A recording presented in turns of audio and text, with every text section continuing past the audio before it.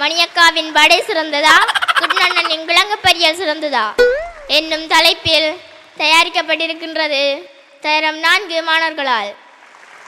முதலில் மணியக்காவின் வடைதான் சிறந்தது என்று வாதிடுவதற்காக மகளிர் அணியிலிருந்து செல்வி பதுச்சா.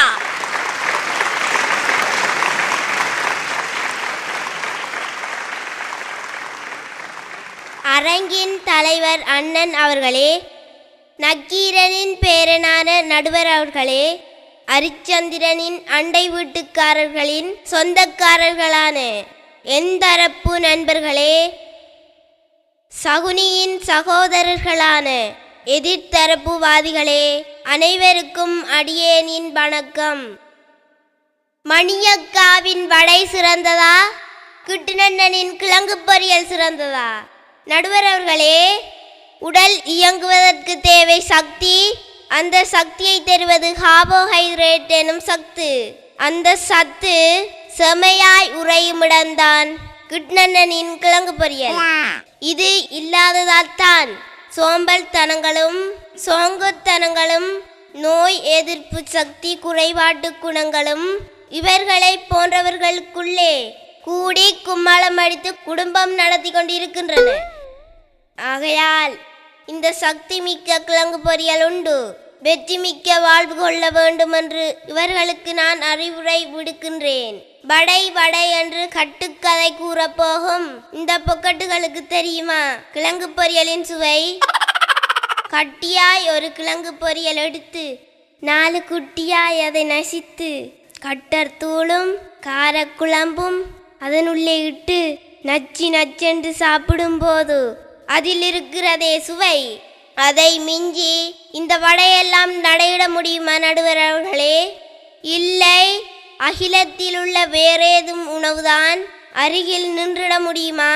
கூறச் சொல்லுங்கள் நடுவர் அவர்களே, இவர்களை பதில் கூறச் சொல்லுங்கள் என்று கூறி நான் குந்துகின்றேன். நன்றியும் வணக்கமும்.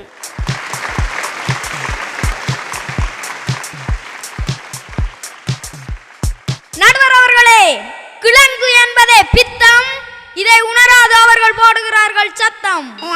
மணியக்காவின் வடையில் இருப்பதோ சுத்தம். அதை உண்டு பார்த்தவர்களுக்கு தான் இந்த ரகசியம் பத்தும். கிழங்கை உண்டு குழம்பி போவதா, இல்லை வடையை உண்டு பலமாய் வாழ்வதா? நடுவர் அவர்களே, கட்டு போறவனுக்கு புத்தி வாயாது, செத்து போறவனுக்கு மருந்து வாயாது.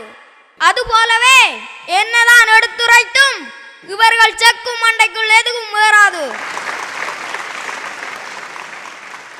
நடுவர் அவர்களே, கண்டது கற்க பண்டிதன் ஆவான் என்பது பழமொழி, கண்டது தின்ன பண்டி ஆவான் என்பது புதுமொழி. ஆகவேதான் நான் கூறுகின்றேன், கண்ட நின்ற நேரத்தில் வடை வடை என்று வடைக்கடை தேடி படையெடுக்கும் எவரும் மடையர்களே. சுத்தம் பற்றி பேசினாரே எதிர்த்தரப்புவாதி. எது சுத்தம் என்பது எங்களுக்கு மட்டுமல்ல, மணியக்காவின் வடைக்கடைக்கு சைட்டால் சென்றவர்களுக்கு கூட தெரியும் அங்கு நடக்கும் பண்டவாளம். மணியக்காவின் வடையை சுவையோ சுவை என்று நீங்கள் நாக்கு தட்டி தட்டி சுவைப்பதன் ரகசியம் என்ன தெரியுமா? அவ விடும் வடைப்பருப்பு துவையலும் மசாலாத்தூள் கலவையும் என்று நினைத்தீர்களா? இல்லவே இல்லை. அவவின் நெற்றியில் இருந்து வழியும் வியர்வை துளியும் மூக்கில் இருந்து ஒழுகும் மூக்குச்சளியும் வடைக்குள் வந்து சொந்தம் கொண்டாடும் போது உண்டாகும் பதார்த்தமே உங்கள் நாக்குக்கு டெஸ்ட் கொடுக்கின்றது என்பது உங்களுக்கு தெரியுமா நண்பர்கள்?